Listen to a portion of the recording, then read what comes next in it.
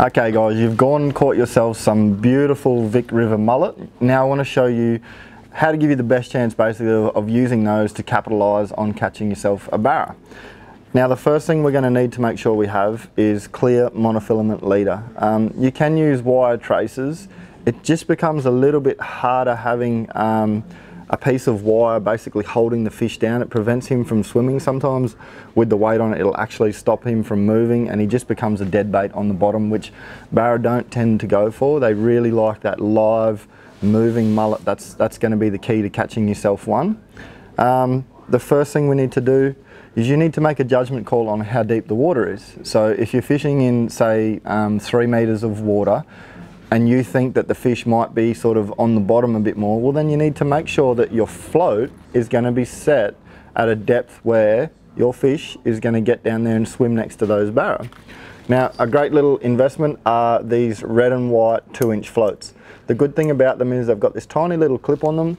You don't have to rig them, you don't have to put line through them. They are movable. So you just clip that on and it's done. So when you change depths in water, you simply can unclip it, slide it up, or slide it down if you're heading to shallower water. So your basic setup will be, we're going to do a extremely short version so that you can see what you need to do. Your basic setup will be a float, a circle hook or an octopus hook. So there's 2 types of hooks out there that you should be using for live bait. This guy, we call it an octopus circle hook. You can see it's got the tiny point back in on it. Now, fishermen over the years have worked out that that's a better way to hook a fish.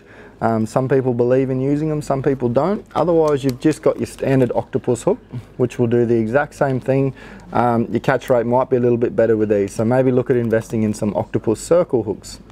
Sizes, you should be from a 6/0 up to a 9/0 in hook size. Now that all depends on how big your mullet is.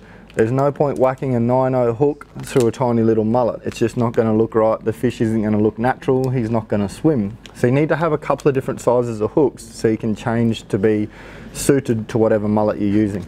Basically your setup is a float. Tie your hook straight on using a blood knot. Alright, so you should be able to find information on that quite easy. A nice blood knot. That will be your basic setup. Now if you're having a little bit of trouble with a mullet that's a bit cheeky and he keeps on wanting to go to the surface, you can grab a small bean sinker and put that between the float and the hook, alright? Just run your line straight through one of those, sit the bean sinker here, let it be a running sinker. So basically it'll just sit down on the hook. When it does get too shallow, the sinker will hit the bottom, but the line will still be able to peel through the sinker, so the fish will still swim around. It looks very natural and it's going to be the best way for you to try and catch yourself a barra. Now, locations on using these mullet.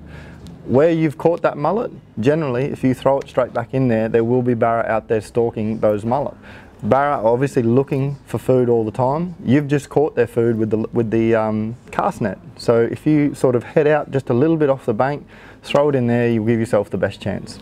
If you need any more information, drop into Rod and Rifle Tackle World.